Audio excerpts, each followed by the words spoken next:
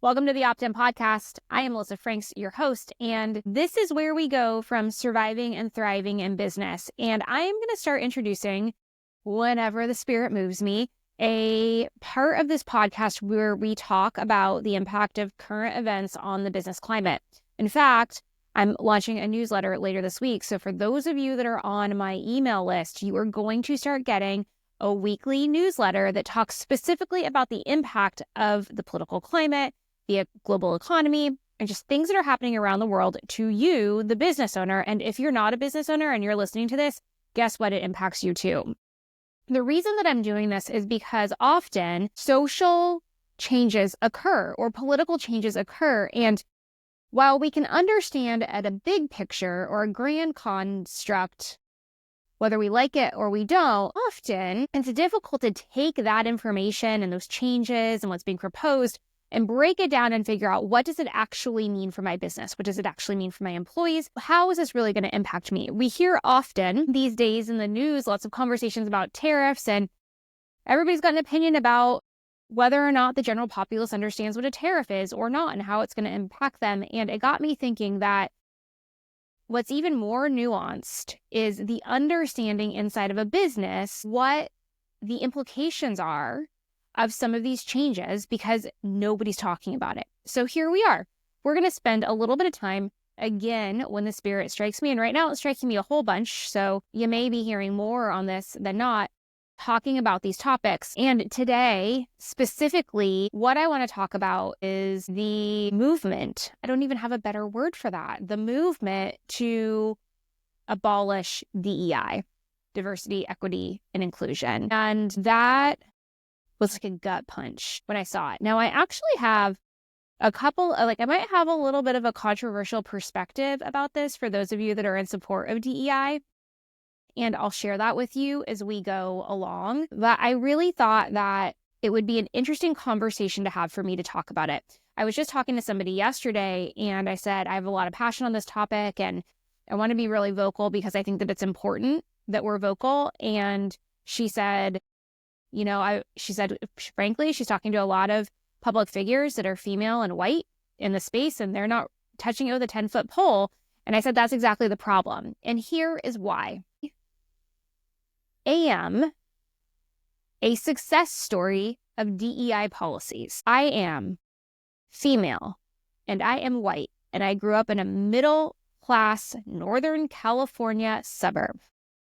By all intents and purposes, I'm privileged. And to this day, I will tell you that I'm privileged, and my children, all of whom are Caucasian boys, are the most privileged of them all. The only thing that would make them more privileged is if they had a trust fund. Unfortunately, children, if you're listening to this, you do not have a trust fund. So I'm coming at this from a place of privilege, and yet I'm also coming at from a place of immense gratitude that all of the work that came before me enabled me to have the space in a professional setting to achieve the accomplishments that I have, to be respected and recognized. And frankly, any woman in a leadership position, any woman that owns her own business, DEI got you there. And if you are not recognizing that and fighting for the principles of DEI, shame on you. So I want to talk a little bit about where it came from, because the sound bites that we're getting out there in the media is that they're about race or they're about sexual orientation. While that's included, it's actually a significantly broader and more impactful topic. So I want to talk to you a little bit about this.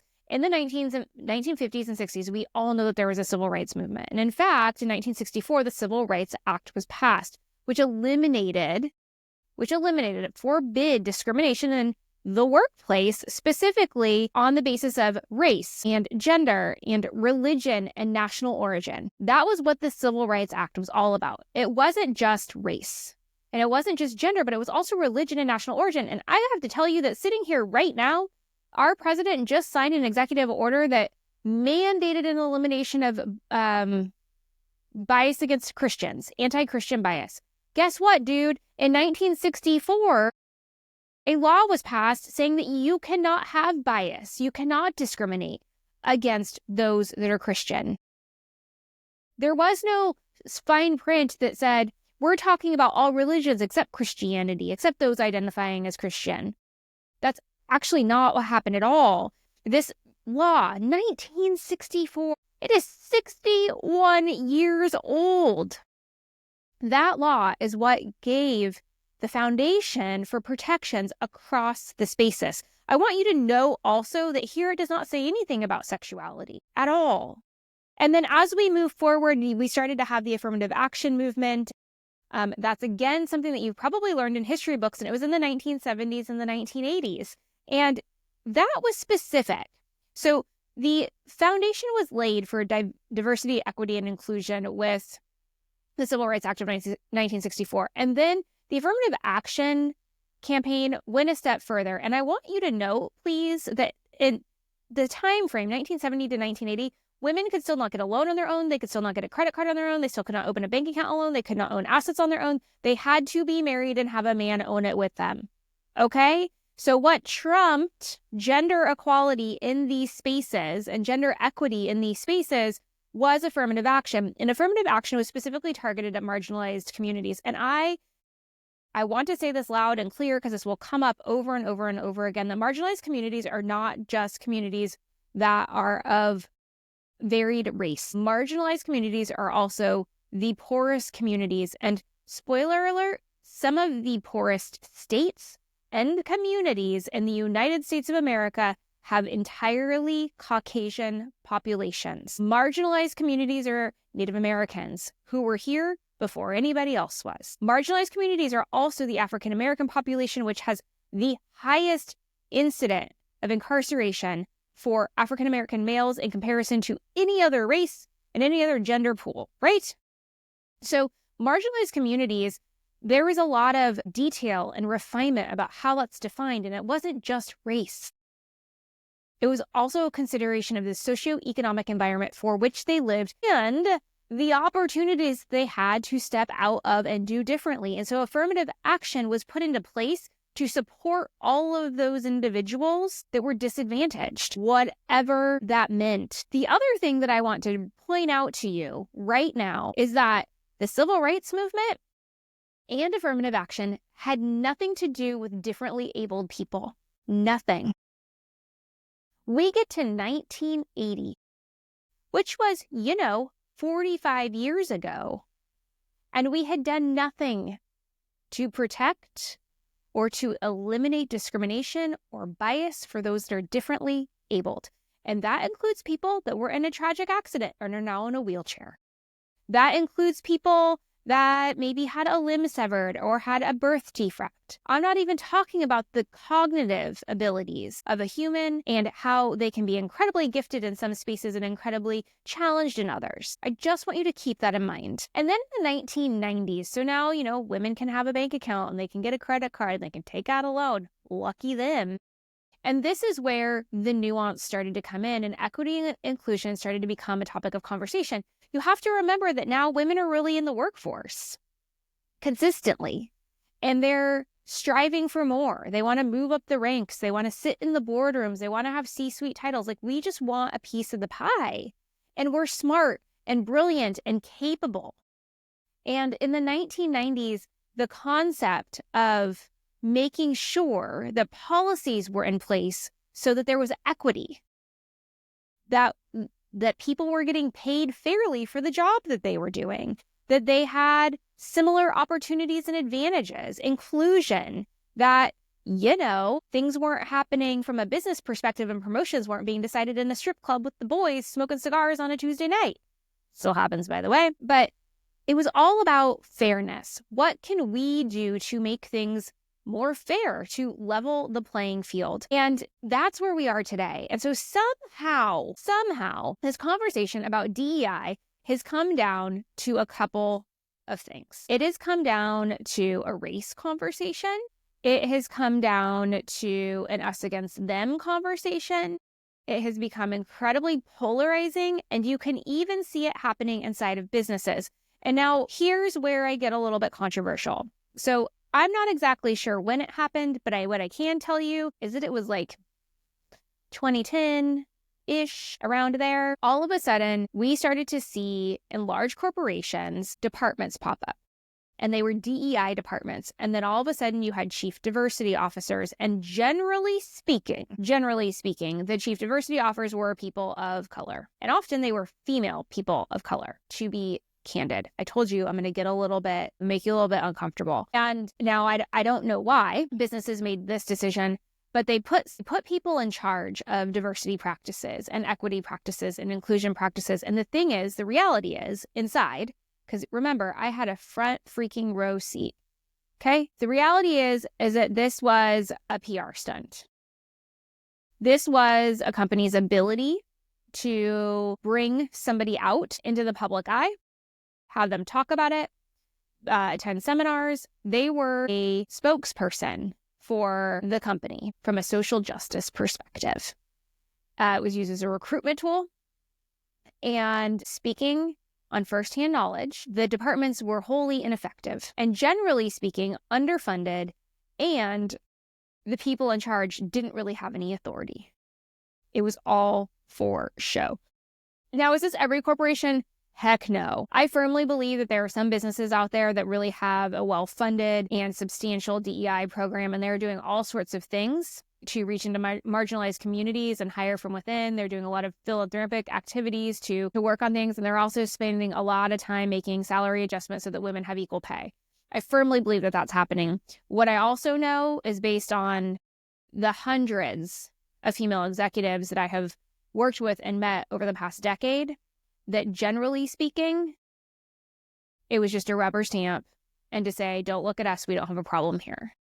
And this, I think, is the foundational issue, because what ended up happening is we had all of these people that were incredibly public figures speaking on behalf of these corporations and really advocating for DEI and social justice, and we lost the plot, for lack of a better way to say it. And what I mean by that, and I want to talk about my story now, is that the whole point is that starting in the 1960s, policies were written, cultural changes occurred inside of businesses, and how we worked, conducted business, and made decisions began to change. And over the last 61 years, what was once very uncomfortable and had to be measured and talked about is now just how it is.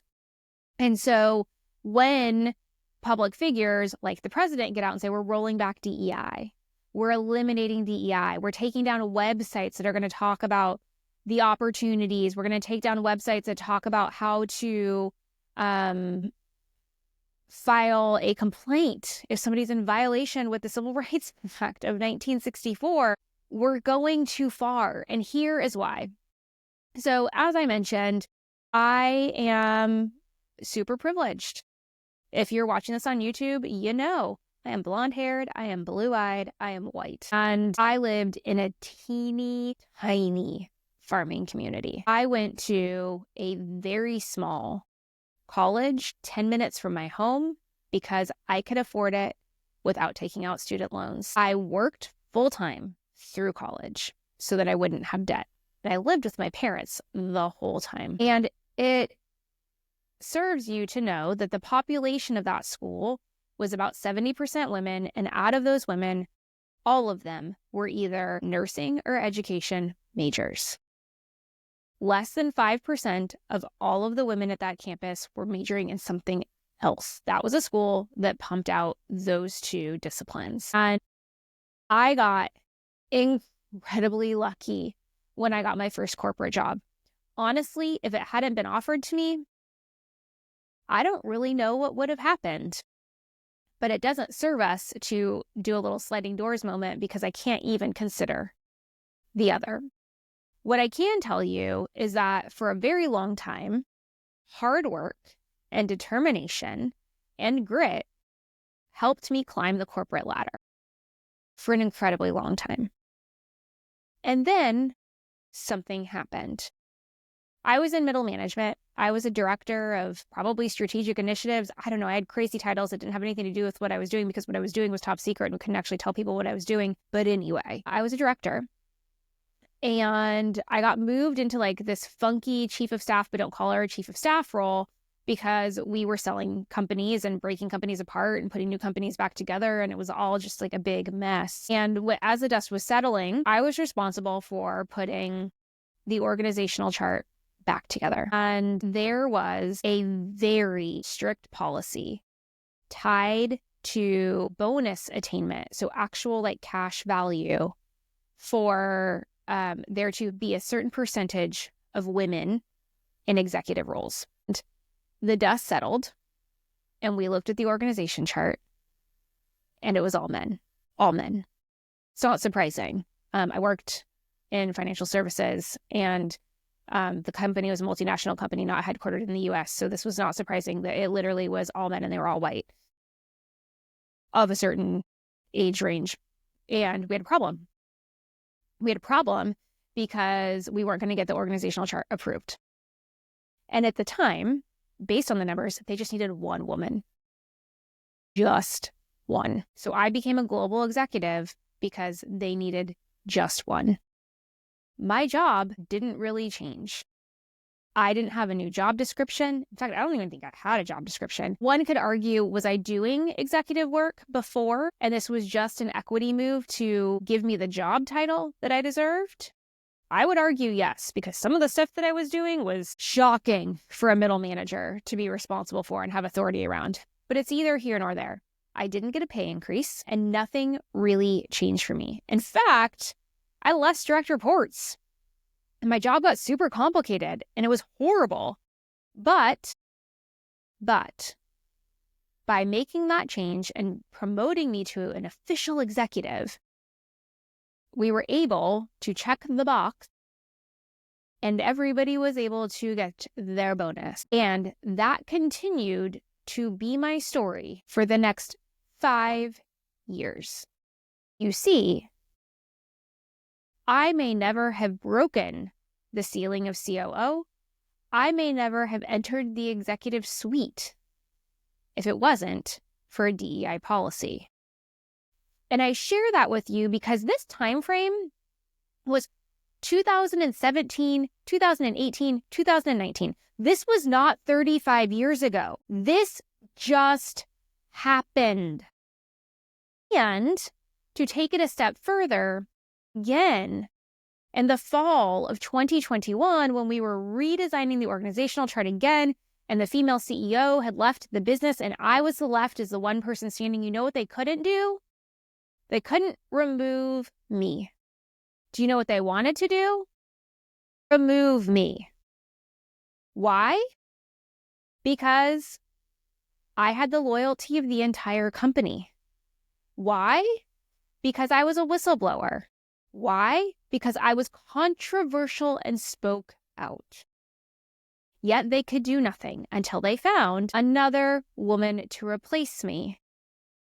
And you bet your bottom dollar that's exactly what they did. They picked somebody that wasn't going to challenge them, that was going to stay with the status quo. But they couldn't do that.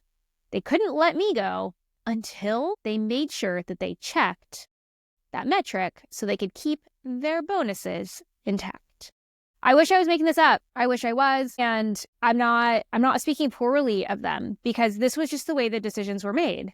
They were made at an aggregate level and it was in our goals. This was public knowledge that if you did not keep a certain ratio of women in leadership and women as executives, that bonuses wouldn't be paid along that dimension. Now, you could still get your bonus on other things, but I share this because I think that we have some misguided understanding that like we've done it. We changed the world. We don't need DEI focus anymore because we checked all the boxes. We checked all the boxes. In fact, when I left that corporate organization, we had been working for multiple years on developing a budget and a plan to have income parity, meaning that from a job titling perspective, so like a leveling perspective, as well as a gender perspective, the pay gap was closed.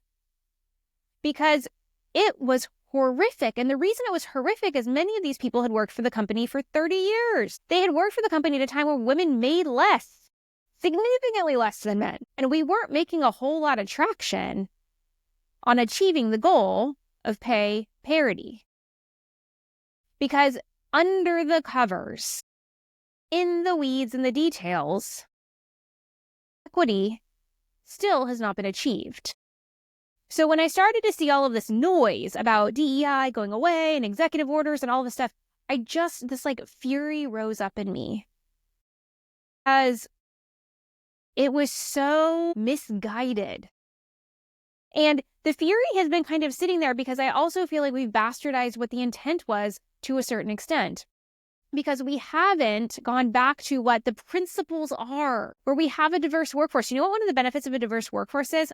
Increased productivity. The more points of view and socioeconomic backgrounds and educational levels that you have in a conversation and solving a problem, the better the solution is for the problem. The benefits of DEI are you have higher workplace engagement. When you have a diverse population, people feel like they belong there. They want to stay. They're loyal. They don't quit after 9 months and run away somewhere else. There's also this impact on brand. When you're seen as inclusive, everybody sees that they belong there with you. You're their company. There's so many positive benefits for having an inclusive, diverse, equitable business, workforce, country. The work isn't done. It's just different. And this is where I get fired up. The other thing that infuriates me so much about this, and again, it's something that nobody is talking about, and that's why I just want to take a minute on it, is, spoiler alert, Gen Z entered the workforce when all this stuff was still getting figured out. They know a world where this was messy and squishy and sexual harassment was still rampant, and Gen Z knows a different landscape. But you know who does not?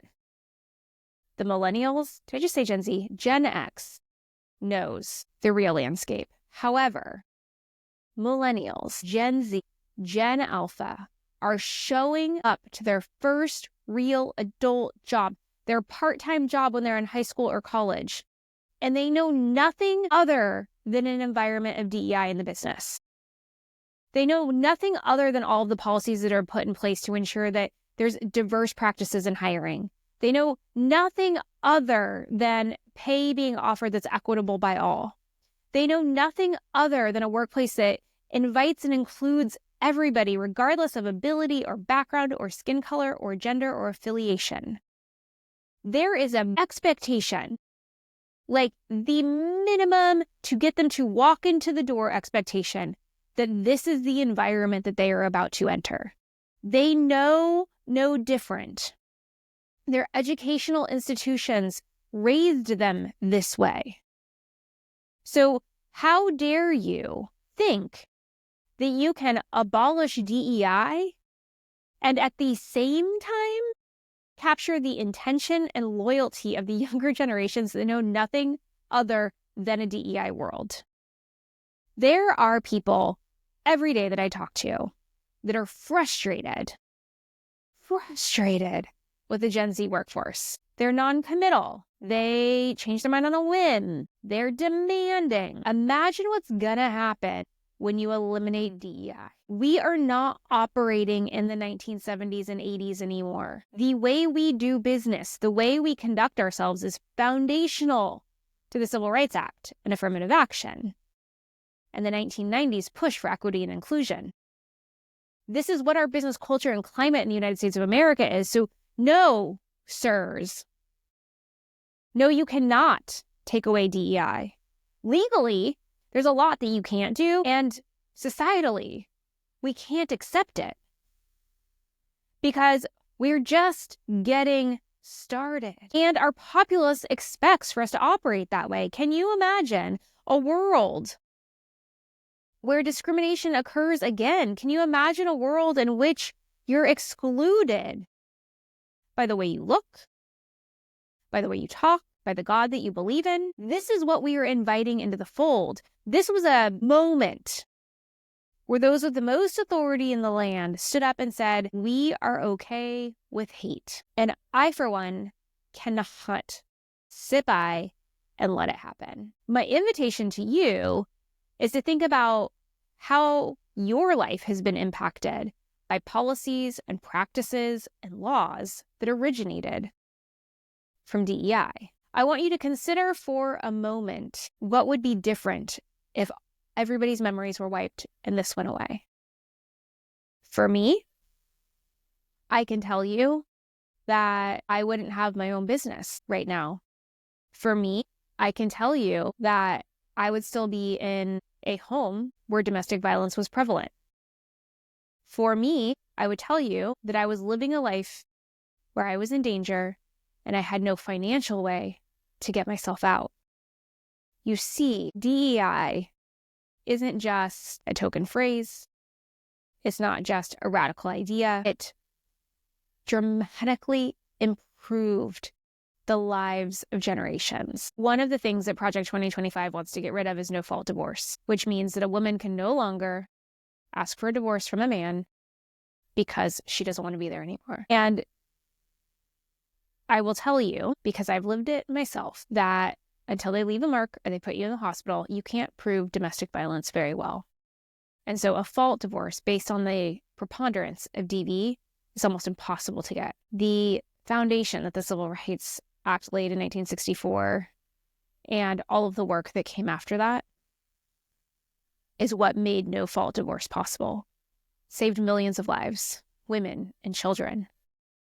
And as I watch this rampant proposal to destroy things that are foundational to who we are as Americans, I sit back and wonder, how long am I going to have this business? How long am I going to be able to be financially viable? And that's the risk that we take. And I know that I just went a little doomsday on you, but I just want you to consider when you sit back and you really think, what do you have in your life? What have you been able to achieve? What experiences do your children have? Because DEI was the law of the land, metaphorically speaking. It's just really dangerous. I wouldn't have the life that I have without it. And I bet you wouldn't either too. So I invite you to consider these changes. I invite you into a dialogue about this. I invite you to join my email list so that you can get a weekly newsletter where I talk about these sorts of topics and others. And I invite you, if you are so moved, to call your